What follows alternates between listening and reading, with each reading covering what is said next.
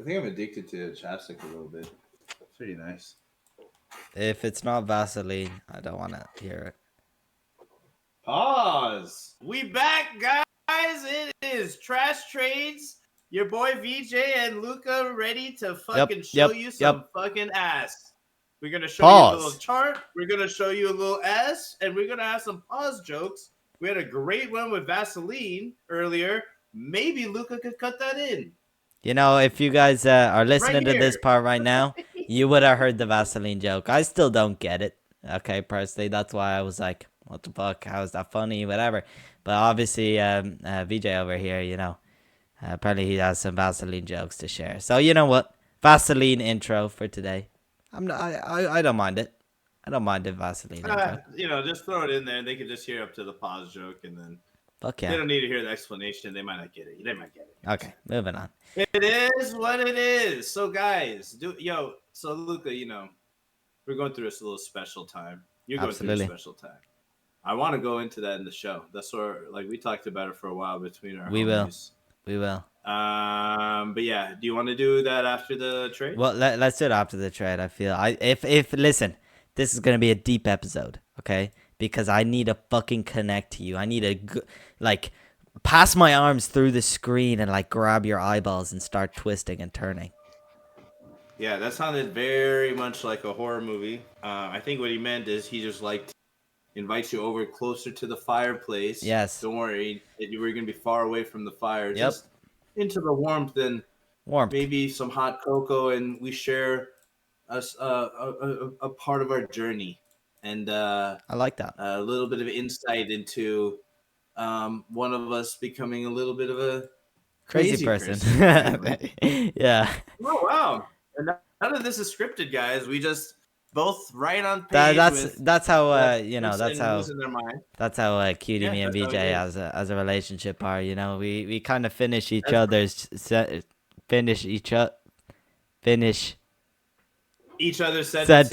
Yeah, he almost couldn't finish. Yep, you almost couldn't finish it yourself. So I did see we just did that live, and I don't even know if he was trying to do that on purpose, but it worked out. And as chart sanitation engineers, we're happy. Oh yeah. To bring you the best energy, the best. Anyway, let's draw the motherfucking intro, motherfuckers. Order filled. Damn, what an episode we got today. That was beautiful. Holy shit. Yo, it's probably the fastest we got through that. Even with the extra we'll see. We'll see. Yeah. Oh, yeah. We can't even tell because low-key we've been recording for like 20 minutes. Yeah. Don't even know how long we've been. Fuck. Anyway, moving on. Boom. Straight into the trade. I'm fucking boxing my way into here. You know, I'm already seeing you. I'm busting into your room. You know, kicking the door open. Straight away, smacking against the wall, and then I'm just running up to you. I'm shadow boxing, you know, coming to all the traders, you know, whoever it is, Levi, whatever. Levi's behind me, you know. Levi's backing me up right now. Yeah. Okay. I'm just going for you. Anyway, straight away into my trade. Yes, you guys already know I'm on the red streak. Yeah, share the screen. I'm on the red streak. I'm on the biggest fucking red streak on the planet. But you already know. I'm still producing some trash trades. Anyway, here it is. This is the 15-minute. This is a big view. What are we looking at? This is NQ on the 15-minute. NQ on the 15-minute. I could dabble into some QQQ contracts. You already know. I'm a little devious. You trade QQQ. You trade why don't you trade QQQ itself rather than NQ since you trade SPY rather than ES? Yeah, very interesting. And I don't know. And I feel you should trade ES when you trade SPY in the same exact way. No, I don't like how clunky ES is. Oh, I got you. That's right. Well, the NQ QQQ thing definitely can do. It's interesting. All right, keep going. Anyway, straight away. On the 30-minute here, we've got these equal highs into this fair value gap. I'm like, listen, okay, this is the draw. This is the draw right here. Fair value gap, you know, liquidity right here. We've got some liquidity resting above us. Maybe it'll go all the way. Maybe not. That's my bias. I just wanted to nab a nice little humble move. You already know me. I'm on my red streak. Humble. It's whatever. And here you go. Straight away, I wanted to look for a little entry. Real quick, can I pause you? Pause me. Man, that RSI is reading oversold or overbought right now. Good God. What the fuck are you talking about? I'm just joking with you. Damn. RSI, you gave me a heart attack there. Yeah, Jesus I know. Christ. No way. Sorry, guys, if you use RSI. We don't, but Yeah. Nothing wrong with it. Yeah, it's a terrible thing. Okay. Nothing wrong Yeah. with it. Nothing wrong with it at all. Go on. Anyway, Ain't here nothing you wrong go. at I'm all, just gonna bro. play some candlesticks. I'm gonna play some candlesticks. This is what I was thinking during this trade. Straight away, Okay. we built some liquidity, Ooh. right? So we have equal highs. That was my first price target. I was What time looking. frame are we looking at? This is the one. Casey? This is the one now. So Bet. super minute. Just a quick little scalp. Maybe a little 10, 20 points. I'm not against it. Okay. And this high resistance liquidity low right here. This was a fatal mistake. But still, I'll explain how this is even more of a fatal mistake. Sharp move down. We find some resistance here. I really like this candle right here. We invalidated that quote unquote distribution / breakout leg down from this range. And as soon as we invalidate it, I'm like, okay, listen, we got liquidity up here. We got liquidity on higher time frames. We got liquidity all the way up here. If we can go, I'm in. Okay, I'm in 2 contracts, however many contracts. I'm gonna keep my stop loss here. High resistance low. This is what I was looking for. Here's the flaw. As we're going to see in a couple candlesticks, 1 candlestick, 2 candlesticks. That's a great candlestick. 3 or 4, 5, 6, 7, 8. Now I'm green. Oh. Here's the thing. Straight away, I'm green. I'm just going to play out what happened in my trade, and then this is the real mistakes that I have. I'll just cancel out the fib for now. I was like happy on price target 1. I was holding till there. Nothing. Straight away, and you already know. End of it. High resistance liquidity low got taken out, which it's not really high resistance liquidity. Or high resistance, you know what I mean, fucking ICT motherfuckers. Anyway, here's a big mistake that I went against my rules here. You guys know me. I'm very insistent on my pukals. I'm very insistent on my liquidity. I'm very insistent on my equal lows. I'm very insistent on any sort of consolidation area in a range that leaves a lot of lows close to each other. In this example right here, I'm gonna cut back a little bit. Is we started creating low resistance liquidity, right? We have these equal lows. That's a form of liquidity, right? So the market wants to breach these lows. That's why I have a price target up here, because I was technically looking for liquidity on the upside. But as soon as I'm in this trade, right? Sure, maybe it's not the worst entry on the planet, or maybe it's not the best. But as soon as this starts playing out, I should have been more and more careful about these lows. You already know the market will give you signals. The market will give you signals at these times on where it's likely to reach for liquidity sweeps. So in terms of these lows, the market is very, I don't know how to say it. It's very insistent. And it's very provocative, It's a provocative market, which it will signal emotionally one direction while giving hints for another. This is the hint. This is what I'm trying to get at. The market creating these equal lows, these pukals. You already know. Whoever's a fucking Luca fan out there, I know there's 1 or 2 of you. That's a pukal right there. Straight away, and honestly, this pukal right here on the 5-minute, equal lows. As soon as it started building against me, I've got to be honest, this was a massive flaw on my respect. Sure, the liquidity in against me can only be played or like protected against so much. But at this situation, I was looking for the break upwards, and if it happened, which it did, right? So we had a rate of these highs. I should have been very conservative with my position. I maybe should have moved my stop up, but I definitely should have moved my stop to these lows. In fact, as soon as we started making liquidity, and I should have been very insistent on keeping my position, because I could cut maybe after I see this candlestick, right? I'd have half my loss, lose, half of my position that I would have if I kept my stop, but I didn't. To be honest, looking back on this trade, and you guys really sort of know the way I trade, it's really counterintuitive. Sure, we've got the 30-minute liquidity up here, but if I were to really trade it, I would pull a fib from this high and low right here. I'd put a fair value gap at the 618, which would be this area right here, and that would be my entry. This is another very simple, basic case of me rushing in, of me going straight for it, seeing the liquidity, getting excited, getting caught in a reversal trade. And unfortunately, I still am subject to these trades. I'm a poor victim. Even how much backtesting and proving my mistakes on these trades, I still make them. And especially at this trade, I think I was 2 contracts. This trade hurt pretty bad. I'm not going to lie. I think so we swept this low straight away. And then, I don't remember. I think it continues going down. Yes, it does. It continues going down. This is the thing. Uh-oh. What? Can you hear me? Yes. No, I can hear you. Just this is the thing. It's like about a roast. No. It's just like,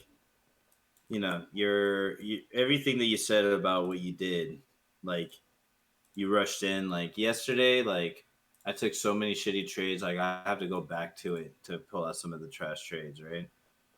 Look at like, first of all, the overall high. It probably took some liquidity. Now it was definitely chugging liquidity here on the way up. Yeah, but there's probably some other high around there, definitely on the way up to there that it took, right? Certainly those lows down there. Okay, yeah, but it's interacting with the PD array up there, no? Like you can look at order block. Even if it didn't make it into fair value yet. You see the order block? Yeah, probably. Maybe this... Yeah, no? This break. Or the breaker? This breaker right here? Yeah, they both could be. 0.5. I would just say even the down close candle. No, I was gonna say the down close candle. Before the up close candle. Not even there. No. I see this the blue one. Yeah, that low one. And then the low of that order block. Wow. Probably hits it, right? Wow, to the cent. Yeah. Okay. And then, so that breaker is pretty strong because look at what it does. Go back to it. Yes. The breaker. Go back to the breaker. I think it was on the 30. See it. Yes, it was. My bad.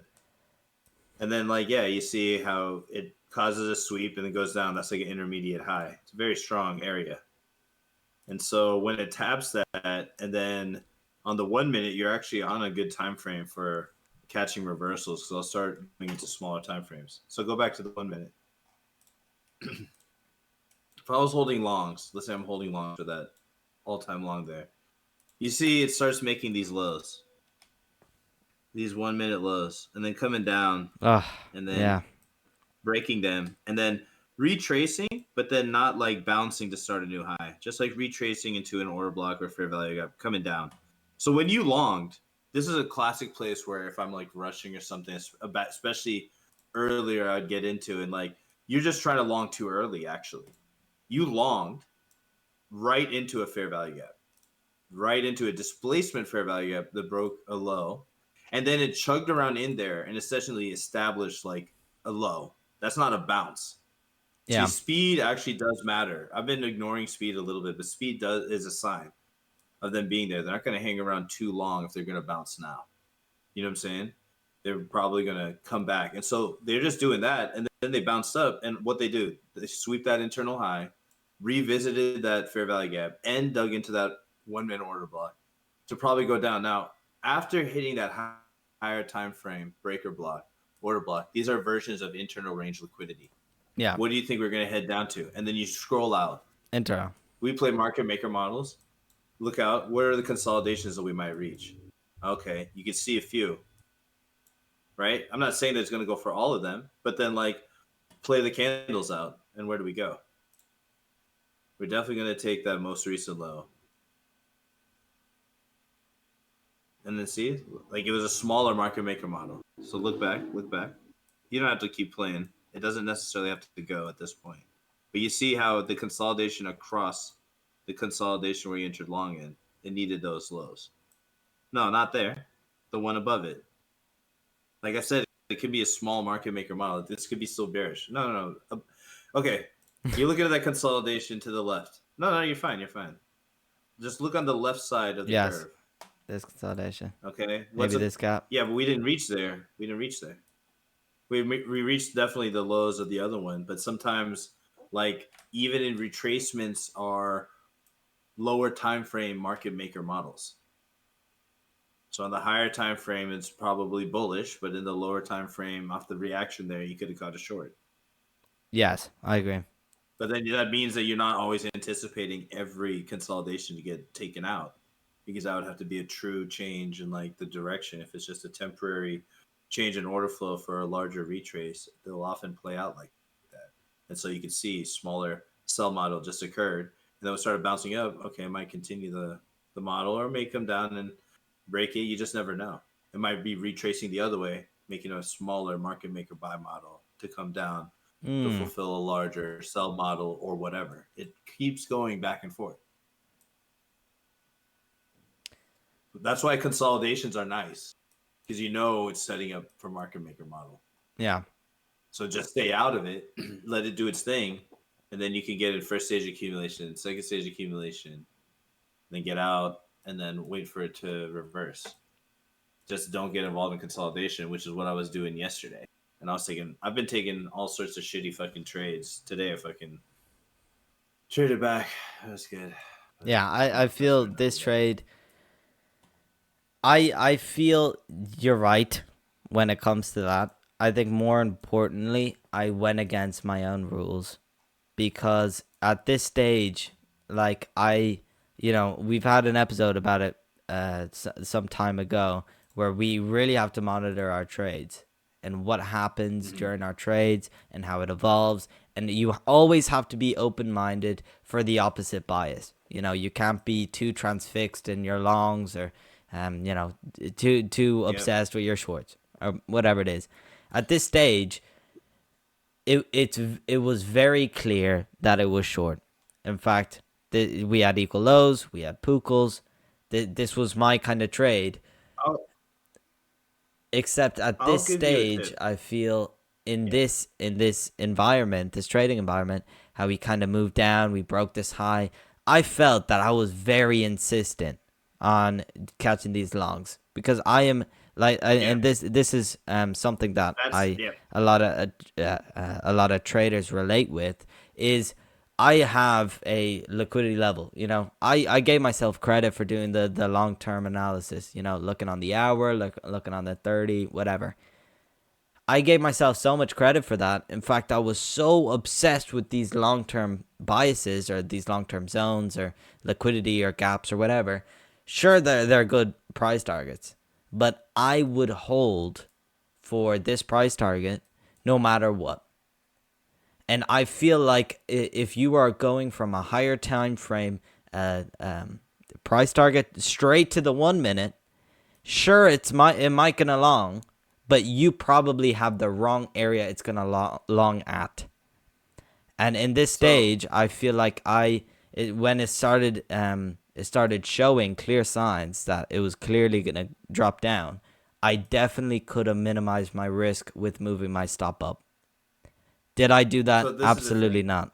And I kept my stop there, and then I got stopped out. This is the thing, Luca. When I was saying before, like I didn't fully finish my explanation. So you jumped the gun. I did. By trying to catch the falling knife and just buy in there. Like your idea, like the market tomorrow might do the same thing and then return up. And then you'd be like, oh, like how do I you should wait for it to break structure in your favor. Instead, you just try to catch it, and then you saw the one thing and didn't establish a high, and then didn't establish a high that broke that high. And then on that retrace or any subsequent retraces to your target, you could get in. Otherwise, it's a gamble. And if that worked, like, it's just not a good entry. I agree. And it just worked. And it's not repeatable. So then it, like, anytime you're in a trade, like, in that case, like, you believed in it, but it was just because what you wanted in the trade. Like, what you got to understand, and this helps me a lot when it comes to trading, is that I will have a strong bias, okay? But I need to see it play out. That means that when PD arrays get formed against me, I need to see them be invalidated when I'm in the trade. Yeah. Do you feel what I'm saying? Like, if it has a retracement like this, yeah, there'll be stuff going against you. And then when it looks like it's going back your way, you start seeing the break of structure your way, essentially lower time frame confirmation setups on your higher time frame bias. You get in, and it's like sort of a market maker model starting back towards your bias. Okay. And then you see the other PD arrays getting disrespected. If that PD array, like, I don't know. See, so, okay, the fair value gap got closed over, but you didn't clear the next high or the order block. So it's sort of still a little bit 50-50, right? So there's no need to take the trade. When you close over that, then it's like, okay, we inverted the fair value gap. We close over the high, and we broke this order block. Now it's pretty much a breaker. You could almost enter there on the creation of the breaker than even waiting for the retrace. Some people who are aggressive, they will enter there. And so, like, essentially, there wasn't the confirmation there, and you assumed the bias. And I promise you, for me included, that is where I lose the most. And I think that sometimes we get bailed out because we're correct on the bias, and then it plays out, and then we think that we could do it again. But if you're getting in without confirmation, in our level, a year in, it's not appropriate. Yep. We don't have the bank accounts for it, and we don't have the experience for it to know that. Because I'm literally like, when it had that shallow run in that fair value gap and it came up in there, and you're like, oh, I saw myself green there, I already saw the warning signs of what was about to happen. First of all, obviously, the show. I knew there was a loser potential, obviously, but I'm just like, oh, the second run, and this looks like more of a full hit. You got both of the order blocks there, that other one that's a propulsion block, and then if you just like take it, you're like, it didn't even hit that other low, so it set up a low resistance liquidity to the other side, to the low of that potential consolidation. So I've been like, oh, time to short, at least get that, and if not, I'm invalidated above that order block. Essentially, in that most recent leg down of that recent 1 minute, take that most recent high down to that low, you know that's about to be a 70.5 or 786 hit tap right there. 786. Sorry, you broke out there. What was it? Oh, 786. Yeah, to the T, then dumps. And it's like, that's like your stop would be so tight, and look how quickly it does. And like what you were thinking there, like, it does sort of break structure a little bit, but a break of structure is dependent on how quickly it stays out, how quickly it moves back in the range, or how it stays out. And in your case, when you were looking out, you know, the thing that was the most shitty about it was that when it started going down, it gave you a nice wicking candle up, which is like the classic algo trick to like, oh no, stay in, because it like builds you hope, and then it goes down a little bit, and then it pushes up, and you're like, I'm good, and you're not gonna even think about cutting until you realize, oh shit, I longed in a fair value gap, and we're heading to the order block, and that's 786, and I'm up. You know what? I'm out. It could be bad, or I'm gonna take a lot of my position off and just. And I could have done that. Even, just like you're saying, and you could have done that. And if it was gonna take off, it likely wouldn't have come back, or maybe it would you out. Who cares? You could have got a little bit out of it. And honestly, some of my trades are like that. I'll get out fast and I'll leave points on the table because, like, yo, I know I have plenty of trades that run that I'm comfortable with, but sometimes it just looks bad and I got into the bad place, and I'll see if I can get in later. And that's fine if it looks like shit. And so just like in chess, I take a sort of similar approach. I try to understand what I'm seeing, and I'm trying to understand what the other side's seeing. So essentially, in the market, it can go up or down, or consolidate to get ready to go up or down. And then so essentially you have to build a framework. What would I do if it does this? What would I do if it does that? And honestly, you should feel strongly about it feeling doing one way or another, which is your bias. But then you should be like, I want to see these things happen for me to know that my bias is occurring. And if they don't happen and these other things happen, then perhaps I'm wrong and I will need to adjust. And then like don't waver until one of those happen. Yep. Don't enter even. I mean, and it'll save your ass a lot. I think the entry didn't really have real confirmation. Like it definitely didn't. This was an absolute FOMO play. You know, I was very hyper fixated on my one bias, my one longs. Yeah. Here's your expansion upwards all day. I was trying to catch a continuation, obviously. And this is red flags, well, you know, in my rules. These are red flags in my trades. I should have been very open and honest with myself and my bias and not be super fixed towards these price targets because it's obviously going to build liquidity against me. And I could have done a lot of things much better. I could have seen this bearish bias. I could have seen the liquidity built up against me, and I could have cut earlier. I could have moved up my stop as I saw green, and I could have cut after this candle. You know, it keeps going. So, speaking about like those particular problems and whatnot, you think it's a perfect segue to get into what you've been dealing with? Absolutely. Okay. Absolutely. Well, let me preface it a little bit. So, Luca's going to give us an update, which was a little bit worrisome and interesting. I sort of had a sense what's going on, to be honest, because I felt like you were moving around real weird last week or so. I was like, something's weird. And then also, let me preface this by this: like yesterday, I had a little period of trading for like a couple hours, and I sort of was realizing it was happening, but it took me a while to snap out. Not just like a second or a few minutes. Like I stayed in it, and I was doing dumb shit, and I started resorting to a style of trading that I haven't done since I started smart money trading, and it was crazy. Like I just went momentarily crazy, and luckily like I righted the ship, like it chilled out and like minimized the damage. It was like a very light red day, but like I just did uncharacteristic shit. Like Luca, I traded through lunch. I traded through afternoon. I was doing the weirdest shit. Like I wasn't waiting for setups. It was just crazy. And then so, you know, I didn't feel terrible afterwards, but I knew that I made major mistakes and that monster will just always be there. And we did a good job. I haven't seen him since like March or April. You know, he's back in the cage. Hopefully, I don't see him for like, 3 or 4 years and it's not too major, but like, he's always there. They're always going to be there. These issues that, you're going to sort of explain, like, we get through them and we get better with them and we come to terms with them, but we are humans and they tend to pop back. And the things that let us get through it, we're going to have to continually practice. This is never going to be, oh yeah, I'm done with that. Like you just become better at it. You become more of it. But I'm quite sure that even like a decade in or so, like it will be much more under control and we will make less mistakes like that. But especially for these first like 5 years, we're gonna be dealing with it a lot. And every time I think we size up, we'll deal with it a little bit as well. So absolutely, let that 100%. Be the intro to like what the hell is going on in the life of Luca.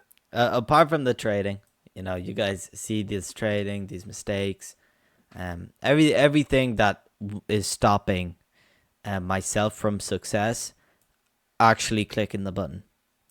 Here is my overall P&L chart as a trader. At the first starting few months, I made a bit of a profit, and then I've just hit this massive consolidation.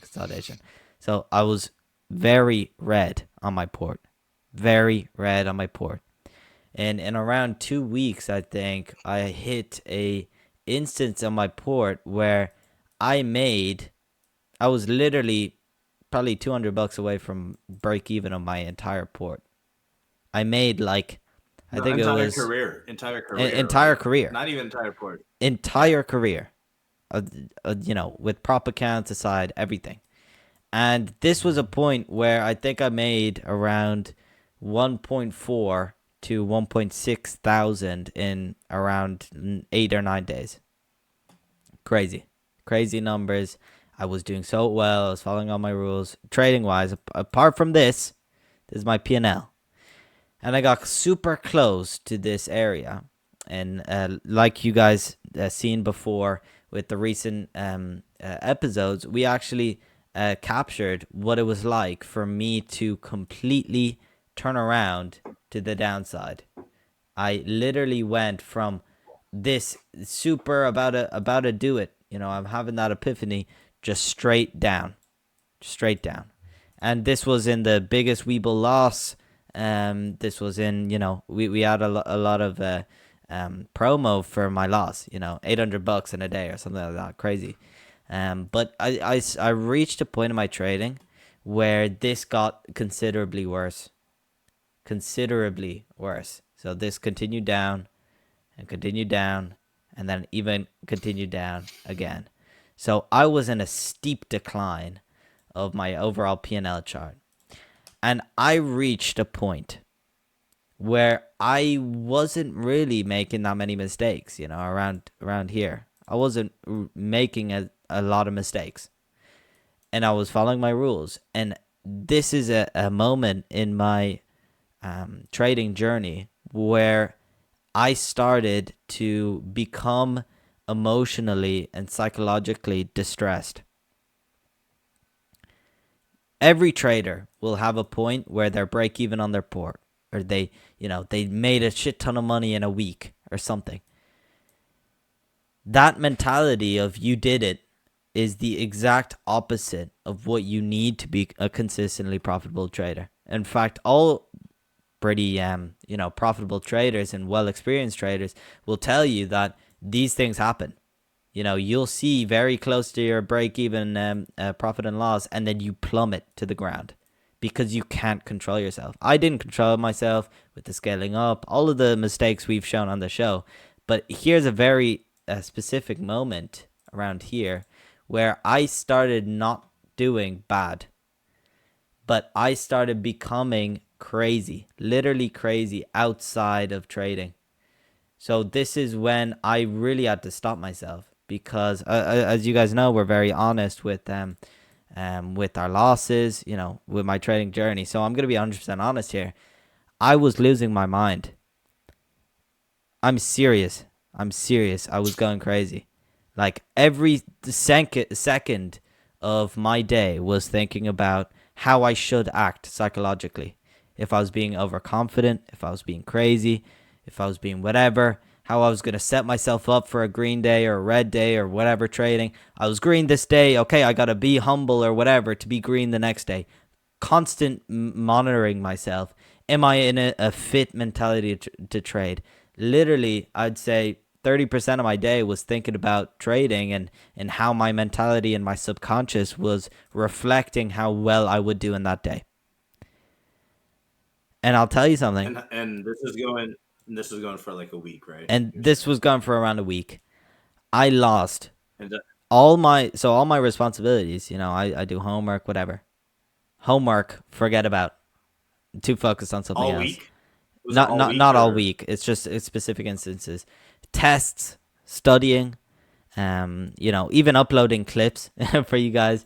I forget because I was literally going. I never reached a point where I was going crazy. And this was a point where I can see how traders quit. If you guys are watching this now, you don't really have the instance to quit. Trading is fun. It's whatever. I got to a point that trading is so detrimental to my life, which I was losing myself outside of the charts. Everything I did, I was thinking about it, whatever. And straight away, I had to stop myself. That's why, I've got some trash trades saved up. So obviously, you're going to see some trades that are real money. I'm trading paper for the rest of the week or so because I don't trust myself. I'm completely an emotional wreck. And this is a sort of part where every trader will eventually arrive to. And I just want to share my key lessons I got out of this. Your trading mentality outside of the charts does not matter at all. Have your fun, smile, be happy for your green days, do whatever you want. Don't slap yourself on the wrist for thinking something or subconsciously doing something or acting overconfident and cocky on your winning days. It doesn't matter. It doesn't. All that matters is your mentality when you sit on your desk. Apart from that, your life is your life. And you can think whatever you want. You can do whatever you want. I got to a point, everything I did was evolved around my mentality of trading. Please, you guys will eventually have a lick and a taste of what I'm feeling at this point of my trading journey. And it feels bad that I'm losing control over myself, zoning out in class, whatever. It's horrific. As soon as I saw this, I cut it. I'm out. I'm done. I gotta relax for a week, take a break, reset myself. Yeah. This is really the week where I felt like I could quit. You know, I could finish trading because as good as trading gets, you know, as fun as trading gets, even during the losing, there will be a point where trading will stretch you limb from limb, you know, and really test your limits with your stable, your mentality in your maintenance of stability, psychological stability. This is the first time in my life I've ever experienced it. It will happen again, but I will learn my lessons and I will progress and I'll slowly know these situations and when they happen and how to prevent them in the future. And I just want to finish with this because I know we don't have much time, but I just want you to know that the more pressure you put on yourself, you will perform worse. I promise you. I promise you. I put all my pressure towards trading. I was thinking about trading, you know, in public transport. I was looking at charts. I was doing everything. Having a constant monitor of yourself is very unhealthy, and you only are trading based off of the mentality that you have on the desk, and that is it. Please, please, please, if you're thinking about anything else outside, if you're thinking about trading while not trading, it just doesn't matter. There's not going to be a hold on, let me finish this. There's not going to be a benefit for you thinking about trading outside of trading. That's the only thing I want to say. So relax, have your fun, celebrate your green days, you know, cry on your red days. It doesn't matter. I really realized that it doesn't matter. It only matters when you sit down on the charts. And it's your mentality on the charts. Maybe if I'm sitting down on the charts and I've celebrated all the time and I'm super happy on the charts, I should realize that and then I should act on the charts. Luca. Yes, go for it. Luca. My bad. I didn't mean it. I think I talked. Yeah, I know. You're just going and yeah, going I'm sorry. going. And you understand. No, it's okay. It's okay. It's your style. I apologize. No, it's okay. The fans will know it's your style too. Listen, the stuff that you're saying about the advice on mentality, some of it I'm gonna have to push back on. Okay, yeah, that's fine. If you're thinking about trading when you're not on the charts, that's bad for some people. Okay, you're new, you're young, and you're new. Okay, and like Andy and some of the other profitable traders that we know, like it's not just because like I'm talented at the TA and I've worked hard to learn it all and I'm very focused and I put in the time. That they're like, oh yeah, it's likely like, you know, you'll do well, which in itself is another type of pressure, right? Pressure is pressure. It is what trading is. It's what life is. Trading is life. Absolutely. Trading is sports. It's everything else. With everything else, though, you know, you're fighting something outside of you. You're fighting you. but it's hidden with this external enemy. Okay. The thing is, like, a lot of these my homies or people that we know, that the reason why they think, well, at least from Andy's case, which I would agree, because it felt like it, is like the amount of businesses and things that I've done and started and succeeded and failed with much more capital intensive things, and I had to do it myself and rely on other people, and in a way it'd be way more risky. And so, yeah, the pressure is there, but like, if you're going to be a business owner, if you're going to be a trader, if you're going to be whatever, like, we're going to have to take breaks, and we're going to go through hard times. Like, this Absolutely. past like 6 years of my life have been very hard after like 13 years of just continuously growing. You don't even know what that's like. You know what I'm saying? Like, you think that you're in a recession, and I'm like, don't even talk about it like that. You're just in a little A little blip. consolidation retrace. Little consolidation retrace. Still overall bullish. You're young. It doesn't fucking matter. It's just, yeah, that's what's happening right now. These things, like, they will always come and test you, and you have to find your unique solution for it. This is why trading is so hard. You can learn a lot of things about trading from other people, but they can only really give you a rubric for psychology. You can learn the TA, you can learn risk management strategies, okay?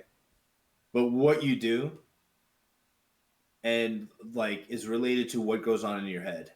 And that psychology, what happens in this fast-paced thing. It's like being chased down by a tiger, or you chasing down your next meal and you're starving. All of our emotions are designed for that. True fucking danger, true fucking things. And then we exacerbate this because this is even faster. And it's in colors and numbers and things that call to us that we know could be the make or break in a lot of things. And then we build it up. Yeah. Even though all we're supposed to do is take a few light chances a day, and they work out, they don't, then you keep it fucking pushing. And I've been doing that since I've been your age, really earlier. And since your age, like, in that thing, and like, this is your first foray, and like, it's going to seem terrible. Like, I actually think that, like, it actually makes so much sense because, some of our other friends who are young, like you, they might be like 19 or so now. A lot of them are taking breaks, and that's probably good for them. But it's because, like, I think a lot of it's like they're early, and you guys are young, and even though you guys are talented with the TA too, like, the grit is, I think, very hard, because I already know that, like, I'm like a weird individual, uniquely gritty for a lot of reasons, like due to my upbringing and just maybe who I am too. And uh that does play a part in this. Like, how, I mean, I've had some terrible days in life, like fucking terrible days, some that I caused, some that just fell upon me, you know what I'm saying? And building the strength to just like shake it off and pretend every day is like a thing that I've done. And like, all these things, they translate into this, into like just keeping like a certain piece. And even then I still lose it. Like, I talked about becoming a complete fucking idiot yesterday, and I was doing a little bit of it today. Like, I had to like kill him on the battlefield today. And I had only green trades, and I didn't trade that much, but I was thinking about doing stuff, and I was like, no, no, Mm. no, no. Yeah. And so I have a little bit of experience in life to really fall back on that's like pertinent to this. It's not exactly the same, and I go through the same shit. But like, you must understand that, like, these are trading obstacles. Like, as you're taking your week-long break, which isn't even a long break, but I think it's very much needed for you. And then you Yes. go trade paper for Absolutely. like the rest of the month until the next year. Just, you know, like, focus on the fact that the obstacles that you think about, like when we're trading, like, okay, I'm gonna need this much money a day to not need to get a job, was just something that I could think about, but I don't. I mean, I'm just like, we'll just go for this and we'll make it light. If we miss, we miss. We're just going to keep doing what we're doing. Absolutely. And generally it works out. Like I've seen the data and how generally green I am. So the red days, like I'll just make them light and they keep it pushing. Me doing the shit that I did and like forcing shit, it's crazy. Because today, I mean, even trades that I was like, didn't take would have paid off crazy and would have been so crazy green. And it's like dude, you're going to have just outsized days and just make these little days where you run into these obstacles just nothing. Just make them like set up a game plan where you only take like a certain amount of a loss and you're done. And then if you take a certain amount of win, you're done. And just make it your baseline. Remember, like we were giving our other friend this game plan. Like do the same thing. Absolutely. 100%. Because like, you know, I even sort of did every time I get a little bit out of control, I'm like, just go back to what you know works. And just stay there, get comfortable again. And sometimes it happens within a day, and then you're fine. And like you get better and better. And like I know you're going through pain right now, and like what you're saying, and like you know, telling the audience and telling me, it may not work the same for me or them, but it might work perfectly for you. So if that works for you, like it's part of your unique solution. Like if you, like I can think about trading all day, and I sort of do, because I'm training and I'm like getting to this thing, and I'm on a sprint now. You know, when I talk to other people, like I hate when they ask me what I'm doing because it just devolves into just this. So that's like where I'm at, but like for me that worked, especially where I'm at in life. Right? I do want to correct myself. It doesn't. I do want to correct myself. I didn't see. I didn't mean that you shouldn't think about trading. I think that's fine. I was more on the point of hyper obsessing over your on your mentality status. You know, what mentality you need to be for optimum trading, and hyper obsessing over that. You know, thinking about what happened to you during the days and how that's going to impact your mentality. Hyper obsessing over that and not just living your life. That's the key thing that I feel that I've really let go and I've learned during this period. Yep. I definitely I definitely think you should think about trading. That's not a problem. You know, that's not a big deal. That's fair. And thanks for correcting that. And like, we're going to leave like after this point. I think we're going to have a ton of great clips, by the way. But, David, like you love David Paul, bro. I love David Paul. You really need to watch some of those videos that we have posted. Like there is a thing in there, and he talks about being present in the trade. All the things you're thinking about in the future, in the past, all these things that you want, all these things you're thinking about yourself. You want to develop the ability to be present. Now, this is the thing, Luca. I've cultivated a lot of that because I had to be present to survive. You have to be present to pay attention to people. There's certain times, pretty rarely, usually when I'm working on something else, where I'm not present. But if I'm talking to someone, I'm trying to make that connection. I'm there. I'm present. I am paying attention. Yes. And when you're trading, like you want to just be there. Not thinking about, oh, I could really use this, or like, oh, my goal for this is this, or I'm in this fucking recession period. Who cares? You're right. This is why I struggle at even finding trash trades. It's not that I don't have losers or trash trades. I am just next. We're going hunting. Yeah, I didn't catch that pigeon earlier. Maybe we'll find an antelope. Who knows? Oh, there's an alligator. Oh, missed it. Fuck it, we'll go get that. I'm a fucking tiger out here. I'm making moves. And so, like, that's why I'll have to, like, go back. Luckily, like, because of, like, how I'm just, like, all over the chart, just fucking making love to it, I remember where I took the trade approximately many of the times and can go back and be like, yeah, this is where I was doing some crazy fuckery. But, you know, like, it's...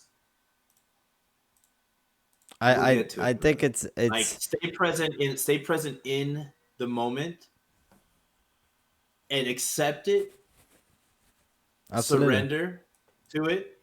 And once you can accept that, essentially at the level of any one trade, anything can happen. And these are all things I've learned directly from him. Okay, just off watching some of his videos. It really did help, and I sort of needed it. And I just watched it like probably like in the last couple of weeks, and I was like, yeah, like that is what it is. Like when I'm trading really well, that's all I'm doing. Absolutely. I'm just there with the charts. People want me to learn or whatever. Shut up. I don't even know what you're talking about. When you're talking about recession, I mean, like, why even use the words? Because I don't even. And then I noticed, like, oh, okay, cool. Like, generally, if I don't even know, it's 0-0. 0-0 means you have no idea what the fucking score is. You come regardless of the score. But yet you're in a recession. How do you know? The score is 0-0. Every time you enter a trade, what's the fucking score? Jordan says it's 0-0. If we're going to go for fucking you want to be world class in order to win. There's almost no other way about it. In my opinion. Agree. Yeah. Because if only like 5% of traders fucking make the money, that means like another 5% are like break even, and then 90% just lose. So that means you're world class. Yeah, I think the 0-0 is really a good reflection on what I was doing wrong. You know, I was so focused on myself. I was focused on overall P&L charts. I was focused on my mentality sitting down on trading. I'm not really focusing on the next trade. I'm focusing on all my history of trading. You know, all of those charts, all of those P&Ls, all of your winning or losing, if it's a winning week or losing week or whatever. It's just emotions, and it's just gonna influence you. Thing. Yeah. That surgeon thing I told you is from David Paul. Tell him the story. So me and Vijay had I'll say it. Okay. Okay, you go ahead. My bad. I thought you were going to pause. Like, oh, I don't even. No, go ahead. No, are you serious? Go for it. Okay. So Luca yesterday, he was talking about this type of situation, and I was just like, what do you think a surgeon thinks of when they're doing surgery? I was like, the best surgeon, best believe, is not thinking about, oh, if what's going to happen, like, regarding certain, what should I bill people regarding the surgery? Am I getting enough surgeries? Like, what about this surgery or that? No, he's just focused on what he has to do in the surgery. And thank God, because that's how he survived. Okay? And because he is focused on the procedure, he is present in the procedure fully, his practice grows, and he can charge whatever the fuck he wants. But why should we do anything else when we trade? We should just be present and execute the plan that we know that gives us an edge over the long term. Any one trade, you do not know if it's going to make you win. But over the long term, we do know our strategies will win. We have plenty of evidence for it. Plenty of evidence. So why the fuck should we ever allow a little red day to ever deter us? But it does. It did to me. Almost did to me yesterday. It definitely did to me a month ago. That was infamous Tuesday, Wednesday. Don't even remember the dates. That's how little I want to think about 100%. it. But I won't forget it, because you have to think about it. You have to remember, and you have to forget. But while you're in the thing, it's game plan mode, bro. Just like 510 was telling you about soccer, football. What do you do when you're playing sports? You're thinking of the other person, the other team. You're outside of yourself. In trading, it makes you inside yourself. You know, one thing I do is sometimes take myself outside of myself when I trade, is be like, oh yeah, these market makers, I see them dancing. Oh, look at them. Ooh, they're trying to get us. Exactly. You see that? Pushing the price. This is right where they want to focus. I know they're going to focus retrace here. I'm out. Wait for the retrace. Oh, there they go. Look at that. Beautiful. I'll still get them. I'm with them. I think I really just to keep myself outside myself. I really feel that. Again, I didn't do this. You know, a lot of things in trash trades I don't do. You know, I can sit here and look at my thing. You know, I didn't. I was ignorant with my bias or whatever. But I really didn't focus on the 0-0 mentality, and I wasn't focused on my trade while trading. You know, I can put a trade on. And I wasn't focused on the trade. I'm focused on everything else. I'm focused on, okay, if this trade reaches here, I'll have my daily profit. Or okay, if this is 2-1, then I'm only gonna I'm only gonna wipe out half of yesterday's profit or whatever. Whatever. I'm not thinking about trading. I'm thinking about everything else. I'm thinking about profit and loss. I'm thinking about my history, my week, my whatever is going on. And that's exactly terrible. And see, the thing is, listen, you can only get better at this over time. It's gonna happen to everyone. Everyone feels the same way. I only need $100, so I'm just gonna do this. I only need whatever, so I'm just gonna do this. Just block it out. Take genuinely good trades and focus on your next trade, and that's it. That's all your job is. Not to look at all this psychological fuckery that can fuck you up in the future. That's what I did.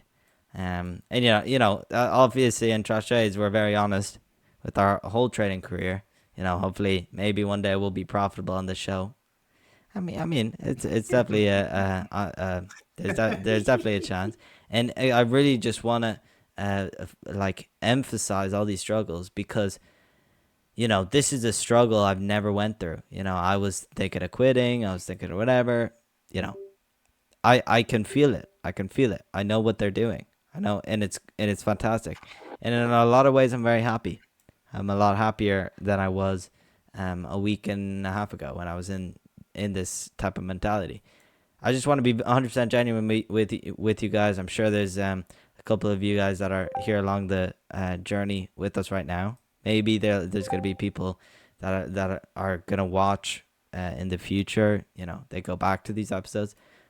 But I want to be very honest because this was detrimental for me. Hitting my break even on my port, doing super well, 1,000+ in a week. Horrible, horrific. All because of myself. All because of my mentality. All because I don't follow my rules. All because I was too emotional. All because of everything psychological. It was nothing to do with my strategy at all. And you can see you can see it. Go back on all the Trash Trades episodes. You can see this trade. You can see that trade. You can see what I did wrong. It's all there.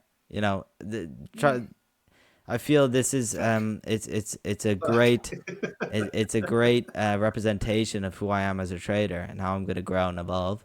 But we're giving you guys the purest juice, purest form of elixir possible, of juicy information, because there's going to be a point where where you relate to this, relate to our situations, and we want to be there. And listen, we got a Discord. We got you guys can find ways to message us privately. There's no problem with that. All this David Paul and all these psychological traders, Anton Creel as well. I love Anton Creel. They're all in education sections in our server, whatever. And we're here and there. So if you guys want to contact us, absolutely do. Check our about page. Hit us up on social. Message us, please. Please definitely do. And yeah, listen, I think it was a good episode. We got a lot done. And thank you guys. I know it was a bit of a long episode. It's no worry. It's very important that this was a long episode. Therapy session. Absolutely. What do they call it? I don't know what it's like in the pros, but they call it reflection. Okay. And you talk to your therapist. Reflection. So that's what you are. But listen. That's what this is. Absolutely. Hit us up if you have any questions, whatever. We appreciate you guys.